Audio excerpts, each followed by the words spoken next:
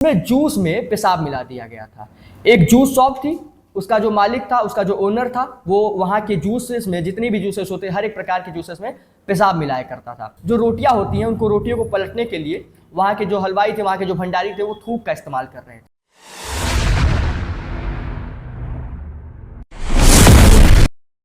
नमस्कार, बेधड़क खबर देख रहे हैं आप और मैं हूं आपके साथ उत्कर्ष। आजकल देश में एक मामला बहुत चर्चित चल रहा है, वीडियोस वायरल हो रही हैं। एक मामला आपको तिरुपति मंदिर का पता होगा। तिरुपति मंदिर के प्रसाद में उसमें जो घी प्रयोग किया जाता है, उस घी में मिलावट है। कुछ लोगों का कहना है कि उस घी में पशु के चर्बी का इस्तेमाल किया जा रहा है। बहुत सारी खबरें ऐसी आ रही हैं, लेकिन ये पहली खबर नहीं थी दोस्तों कि किसी पदार्थ में, किसी खाद्य पदार्थ में, किसी प्रसाद में कुछ चीजें मिलाई गई हैं। इससे जुड़ी बहुत सारी खबरें हमें वीडियोस में देखने को मिलती है। आजकल सभी के पास फोन है। जब जेब में फोन है तो मान के चलिए सभी के पास एक कैमरा है, और जब कैमरे से रिकॉर्डिंग होती है तो वो वीडियोस वायरल हो जाती हैं।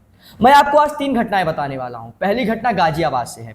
दोस्तों, गाजियाबाद के लोनी के इंदिरापुरी कॉलोनी में एक मामला सामने आया था, जिसमें जूस में पेशाब मिला दिया गया था।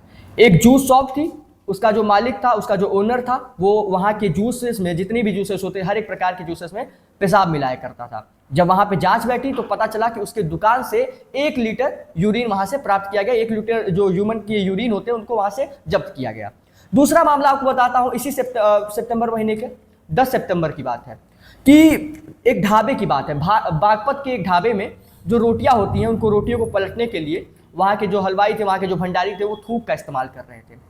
अब मैं आपको तीसरा मामला बताता हूं। तीसरा मामला 12 सितंबर का, यानी 10 सितंबर के जस्ट 2 दिन बाद 12 सितंबर का एक मामला आता है। 12 सितंबर को क्या होता है, यही सेम मामला। इस सहारनपुर में भी एक चर्चित ढाबा था। उस चर्चित ढाबे पे क्या किया जाता, वहाँ के जो हलवाई थे, जो भंडारी थे, वो वहाँ पे जो रोटी थी उसको थूक से पलट रहे थे।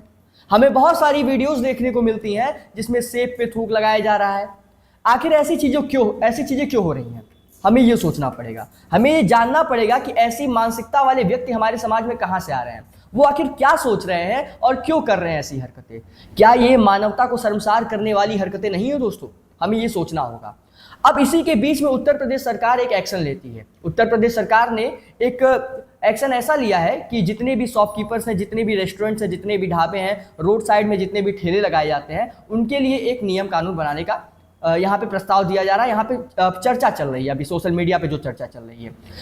नियम कानून कुछ ऐसा होगा कि हाइजीन पूरा मेंटेन करना होगा। अगर आप कोई रेस्टोरेंट चला रहे हैं, आप कोई ढाबा है, आपके पास कोई ढाबा है, आप कोई ठेला चलाते हैं, आप कोई फास्ट फूड के ओनर हैं किसी फास्ट फूड स्टॉल के, तो आपको हाइजीन मेंटेन करना होगा। हाइजीन कैसे मेंटेन करना होगा? आपको हाथों में ग्लव्स पहनना होगा, आपको मास्क पहनना होगा, आपको सिर पे एक जो टोपी आती है वो लगा के ही पूरा खाना बनाना होगा। यानी कि आम लोगों के हाइजीन के साथ आपको अब खिलवाड़ नहीं करना है। ये उत्तर प्रदेश में होगा।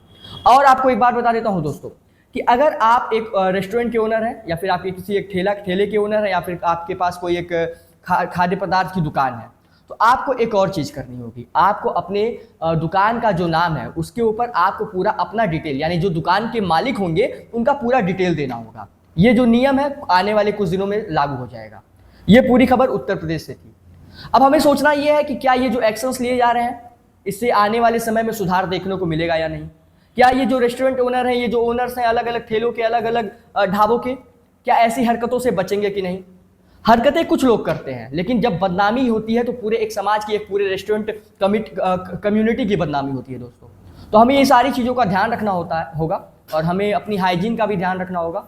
बाहर के सामानों को अगर हम खा रहे हैं, उसका यूज़ कर रहे हैं, तो हमें एक बार पड़ताल जरूर करनी चाहिए। ये पूरी खबर देख रहे थे आप बेधड़क खबर पे। अगर आपको ये खबर अच्छी लगी हो, और अगर आप हमें फेसबुक पे देख रहे हैं तो हमारे पेज को वहाँ पे फॉलो कर लीजिएगा।